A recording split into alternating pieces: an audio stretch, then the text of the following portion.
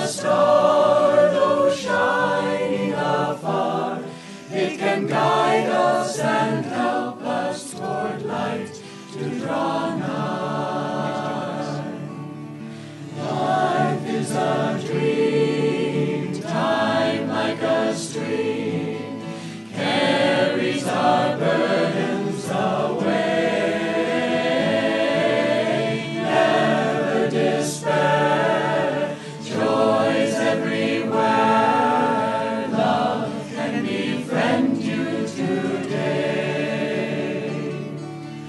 Free from all care, like birds on the air, soar above griefs and worries, seek joy and be gay. Often on earth, things of great worth, worldly ambitions divide. Sometimes a friend helps us ascend up from life's cares to the sky.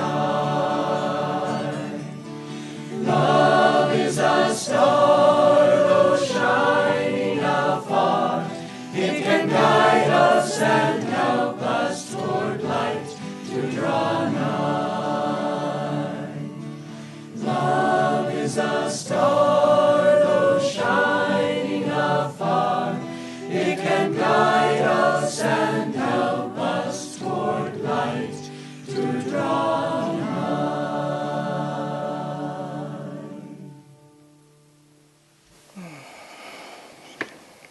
Well, welcome everyone to Sunday service at Ananda Village. And I think a special congratulations may be due to the people who just finished the 4-week yoga teacher training course today.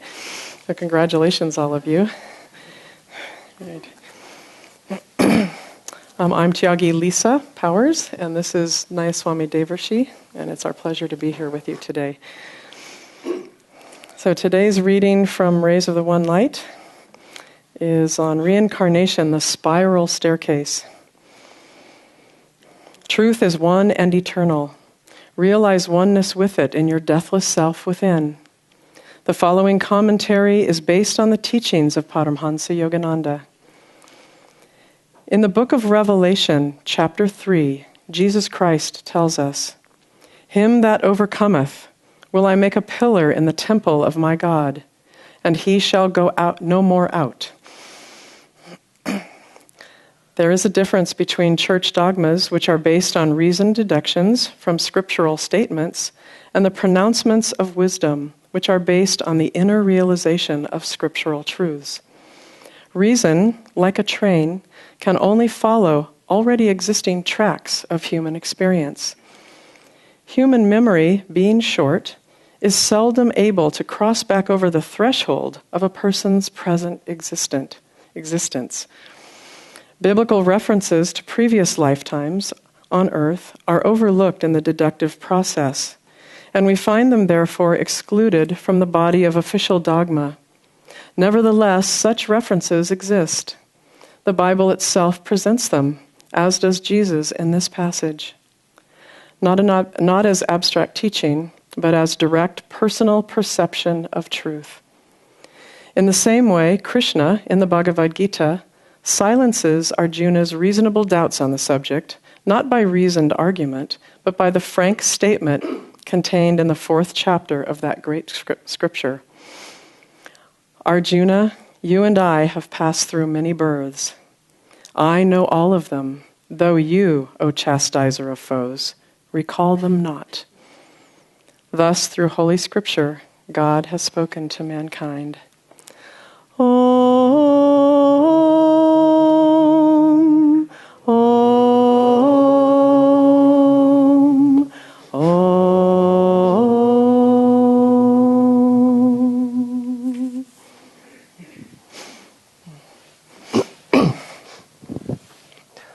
I would also like to welcome everyone today. I'm Nayaswami Devarshi. And again, especially our Expanding Light guests, everybody watching on the internet today also. This is a reading from Whispers from Eternity by Paramhanasa Yogananda. The imprisoned bird of omnipresence was released. The opened door of meditation released the caged bird of omnipresence. It fluttered, then spread its wings and flew up and outward over infinite spaces. Its joyful song brought peace to every unhappiness-scorched being. Alas, unaccustomed to its newly found freedom, the soaring bird remembered the little cage that had enclosed it in old ways. It flew back, hopped inside, and folded its wings, hiding again, safely, as it thought, with its illusory security. O bird of eternity, take heart, break out forever from that little prison of imaginary security, and soar up to thy barless home in everything. Om. Amen.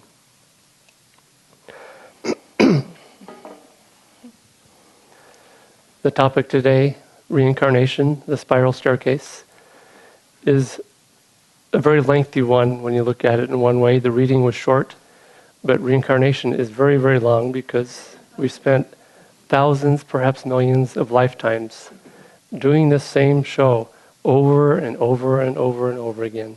This is one reason why the yogis and the saints called it the wheel of rebirth. It is just like a wheel that just keeps turning, turning, and turning.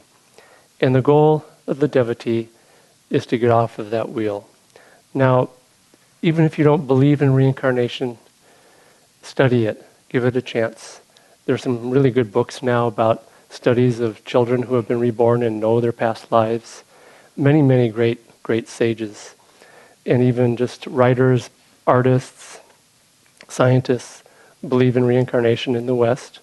Mark Twain, one of the great sages who believed in reincarnation, I'm told that he actually was visiting a town one time and he suddenly remembered a past lifetime.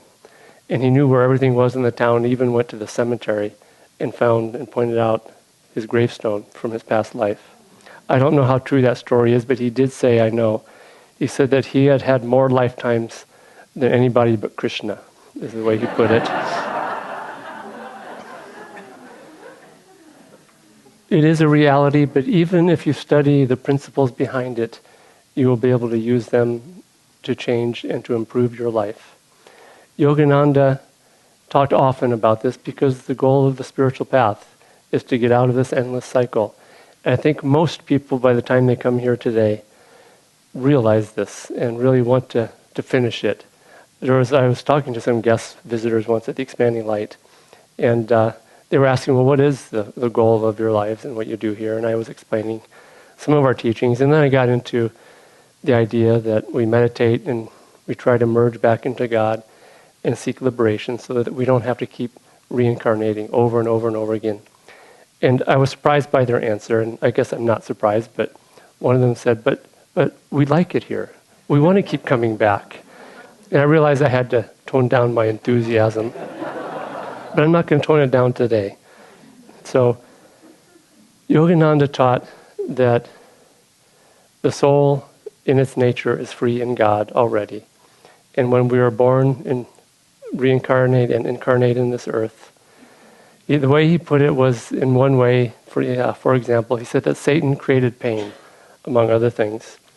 Because once these souls had this delusion that I am this body, even that wasn't enough to bind people. But once the soul and the body experienced pain and identified with it, it created a desire, and it was for a desire to not have pain. And you can repeat this in many different aspects of life.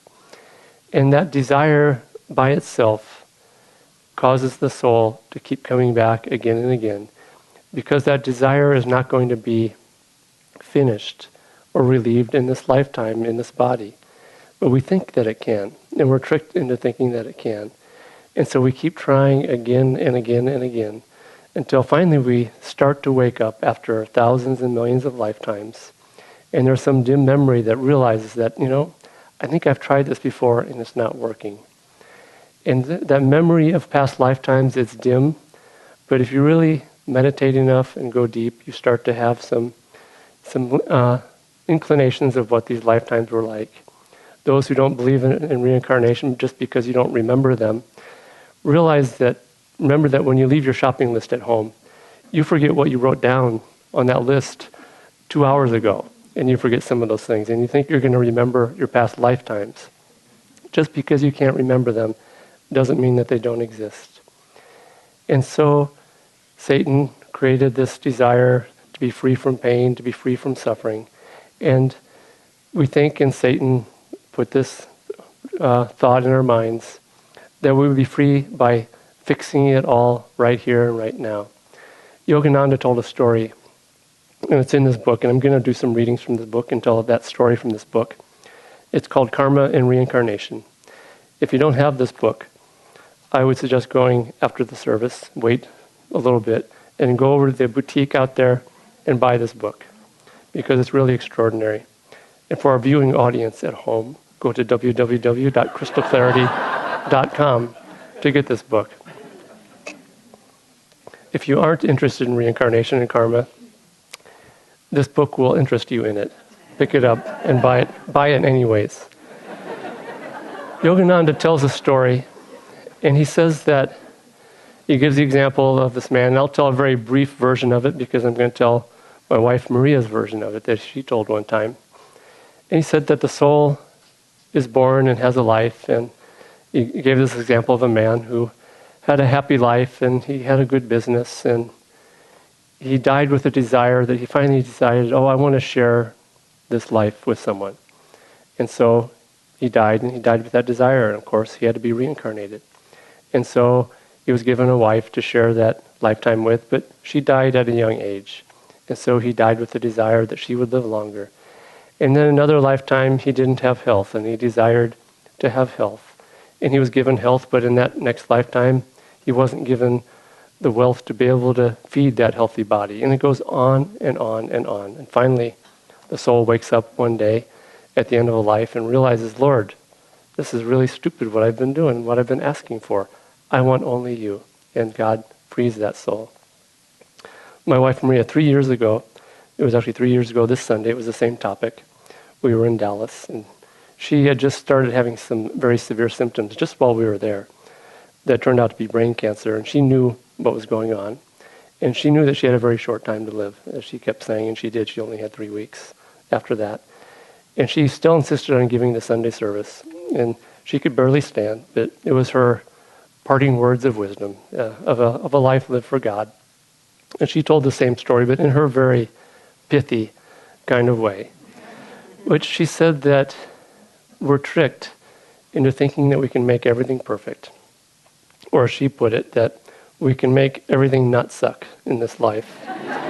And the way we're tricked is that we discover that, if we put out the right kind of energy, we can find the right, perfect coffee, whether it's Starbucks or another brand, or we make it at home, and we can fix that problem in our life.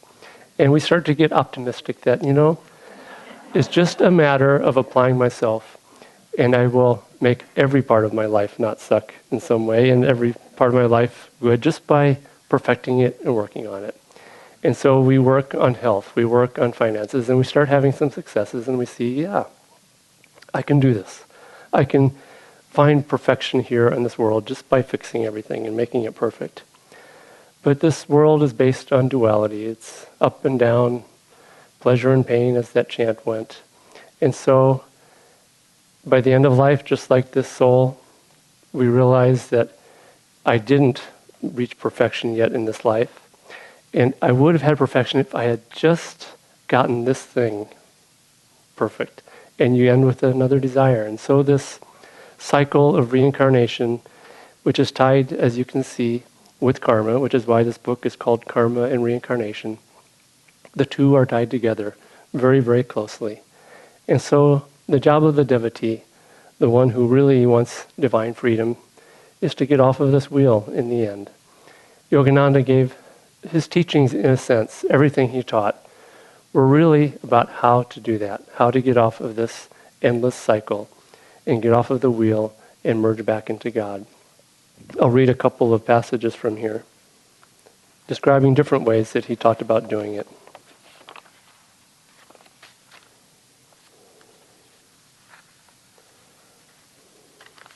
The best way, he said, was meditation. He said, "Immortal souls can only expect to find freedom by utterly destroying all seeds of earthly desires through contact with God and meditation. Meditation reminds the soul of the unending fulfillment in the immortal inheritance of bliss and makes all desires for earthly ways unnecessary and indeed ridiculous." What if you can't meditate? Your body is not healthy enough, or you just somehow can't make that work? He has a backup plan for people. He said, "Emancipation from reincarnation is possible also by playing the drama of a perfect life of health, abundance, and wisdom on the screen of consciousness.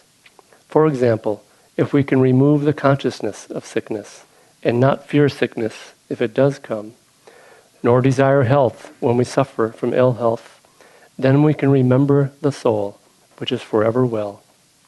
And take note that he's not saying to live a life that is healthy and all these things, but to live in that consciousness, not outwardly but inwardly.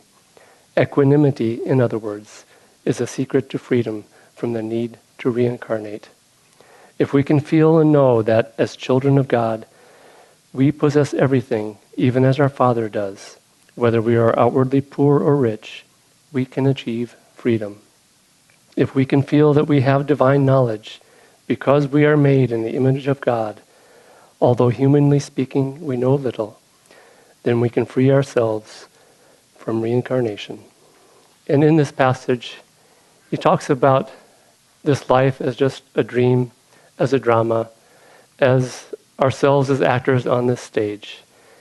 And this is what he is saying, is to play your role as a child of God, whatever role God has given us, whatever the karma has been, play that role as an actor, not insincerely, but with a little bit of impersonalness and detachment from the intensity of the drama. There's a funny story where I'm told that there was two actors doing a movie. One was Sir Laurence Olivier, who was a very British trained actor. And the other one was Dustin Hoffman. And there was a scene where Dustin Hoffman had been awake for 48 hours being tortured, and he was all emotionally totally over the top and haggard and spent. And so to prepare for that role, apparently he spent 48 hours awake and getting emotionally haggard and spent, and apparently maybe partying and just... So he showed up to play that scene, totally wiped out, as looking like he'd been tortured for 48 straight hours. And Sir Laurence Olivier just looked at him and said, "Perhaps, dear man, you should just learn how to act." And what he was saying was, we can play this role. We don't have to get so caught up in the drama and the emotion that we identify with it. And that's the key, is to not identify with ourselves as being this karma and this life and this incredible drama that we're experiencing. Yeah, we have to play the role, and you have to kind of study for the role and study how to be a good parent or a good friend or a business person, and do it well and do it sincerely. It's not, doesn't mean to do it insincerely. But do it with a sense of God's presence. Do it with a sense of inner freedom from being bound and identifying with our karma.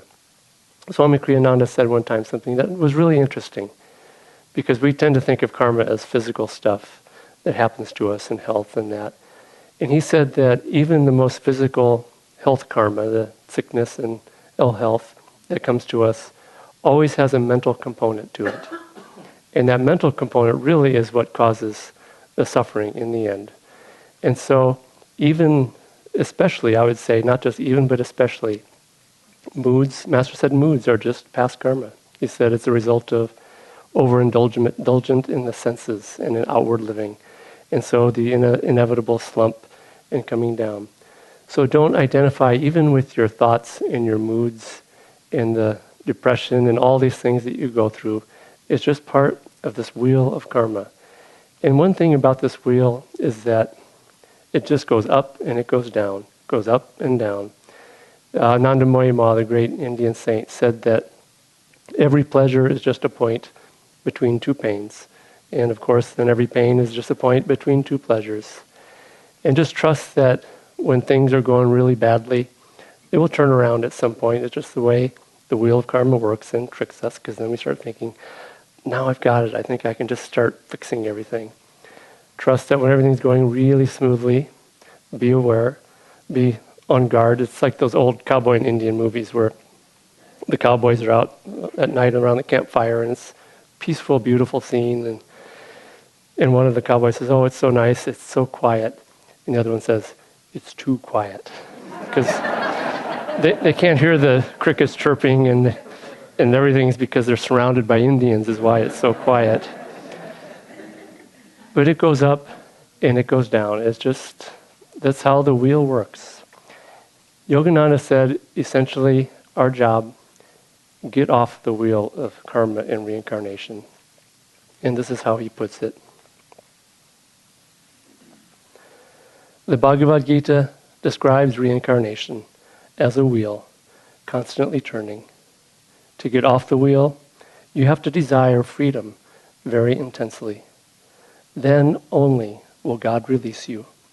Your longing has to be fervent. If it is, and if you're determined no more to want to play, the Lord has to release you. He tries to keep you here with tests, but in his higher aspect, as the cosmic lover, he hates this show and wants you out of it. Why shouldn't he release you once he sees that you really want him alone and not his show, that you want only freedom in him? That really describes very succinctly how to get out of this endless wheel of reincarnation and the countless births that we've all experienced, is just the desire for God. That's all it takes, that deep yearning. There was a disciple of Yogananda who was going through a lot of tests, and he said to Yogananda, "I must have really bad karma." And how many of us have thought this way at times? I have, I know. And Yogananda corrected him really, really strongly. He said, just to want to know God, you have to have very, very, very good karma. And really, in the end, probably the one benefit of good karma is that it can help us get onto the spiritual path. And then, from there, use that good karma to develop the ever deeper yearning for God. And also to start to change our identification from ourselves as this limited soul bound in this body, but caught in this wheel of karma, and take our identification to God. As he said in this reading, the way out is to get off the wheel of karma. And the best way to get off, it's to constantly think of God, to turn your life to God. In a way, what he's saying is that this wheel of karma is so compelling. And I think everyone's drama, their own personal drama, is so compelling that you just are caught up in it. It's just, and if you haven't had enough drama in your life yet, you will at some point, where this wheel will really, really, really draw you in and make you think this is the reality. But if you look closely off to the side of the wheel karma, it's a big, but sort of hidden, there's a big opt-out button. You click that button and you get off of the wheel of karma. The way you click that button is every time you get caught in that wheel, the ups and downs, find a way to turn to God. When the really good things come in life, get used to talking to God and don't get too caught up about your successes and get all excited. Oh, God gave me a parking place, and oh, God gave me this and gave me that. Do go to God when those things happen. Say, Lord, thank you. Thank you kindly for the nice thing that you gave me. But I've noticed that whenever there's a gift like this, sometime down the road, you're going to take something away from me. Or this beautiful gift you've given me, I'll get attached and love this person or this job or whatever. And then when I'm really attached and caught, then you'll take it away from me. And I'm kind of tired of this game. Let's set this game aside. I really only want you. I don't want your baubles and your playthings and these distractions that you try to get us to get caught in this wheel of karma. I only want you. When bad things come, do the same thing. Turn to God. Turn your identification to who and what you really are. Lord, when these bad things come, I'm your child. What's up with this? Why would a child of the infinite have this happen to him? Maybe you should learn some parenting skills about your child and look around at this world that you created. I am yours. I am a child of the infinite. Bring me home. And you'll find that in good or bad karma, wherever the wheel takes you, by turning to God in good and bad, you start every day, step by step, you start clicking on that opt-out button. And if you click on it enough times, eventually your identification turns from this wheel of karma and reincarnation to becoming one with God. There was it all becomes just completely natural as the yogis teach, and I think as we all see more and more over the years as we practice these things. There was a brother disciple of Swami Kriyananda, and his name was Brother Turiyananda. And Brother Turiyananda, it was in the 1980s, he was giving a Sunday service, so you'll be able to do the math when you hear the rest of the story if you haven't heard it before. He was giving a talk in the 1980s, and he was greeting people after the public talk. And this woman came up to him, introduced herself, shook his hand, and said, "Hi, I'm so-and-so, and my father is the President of the United States." And he was the President of the United States. That was his daughter. Brother Turiyananda, without missing a beat, put out his hand and said, "I'm Brother Turiyananda, and my father is the Lord of the universe." And the thing is, it wasn't just like he was sitting there turning his mind trying to think of a really clever response. He was identified as a child of the infinite. And when he heard someone identifying themselves with sort of the measly version of the father, he knew right away who his father was. And I think he wasn't trying to one-up this woman and say, well, my father is the Lord of the universe and yours is just the president. I think he was trying to tell to her, change your identification. Yeah, this lifetime, you've got the father who's the president. Next time, he could be a pauper. This wheel goes up and up and down over and over again. Change your identification. And remember that your father, your mother, are the Lord of the universe. You are their child. And ask them, demand from them to be free.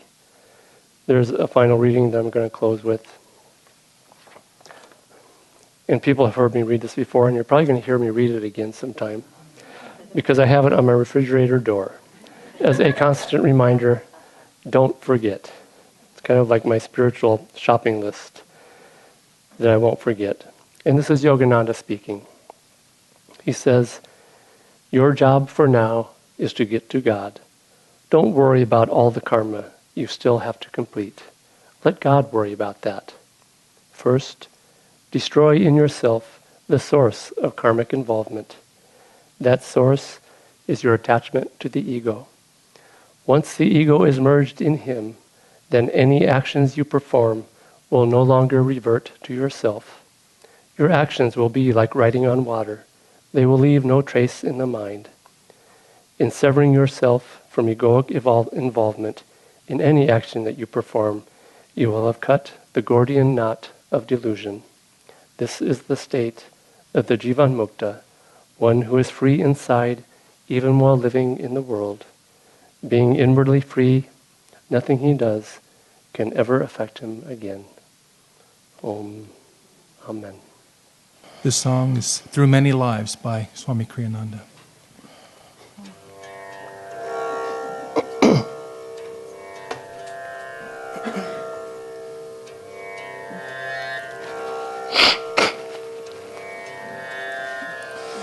Through many lives I've drunk the cup of laughter. No man could tell the pleasures I have known. The stars in the endless sky, if one could count, would come to billions. Yet as vast as are their numbers, So many years I've wandered far from you, yet as vast as are their numbers, so many years I've wandered far from you. Through many lives I've drunk the cup of sorrow. No man could tell the bitter tears I've shed. The drops in the endless sea, if one could count, would come to billions. Yet as vast as are their numbers, so many years I've wandered far from you. Yet as vast as are their numbers, so many years I've wandered far from you. Through countless lives I've sought your cup of freedom, found other cups, yet thirsted evermore. The streams in the hills of time all found their way into a desert. Every noon of bright fulfillment, ere many hours did sink to evening gloom. Every noon of bright fulfillment, ere many hours did sink to evening gloom. I long for you in summer and in winter. Only for you my heart thirsts day and night. I've learned that the sweetest songs ears ever heard were but your echo. Lord, at last fill me completely, for nevermore I'd wander far from you. Lord, at last fill me completely, for nevermore I'd wander far from you.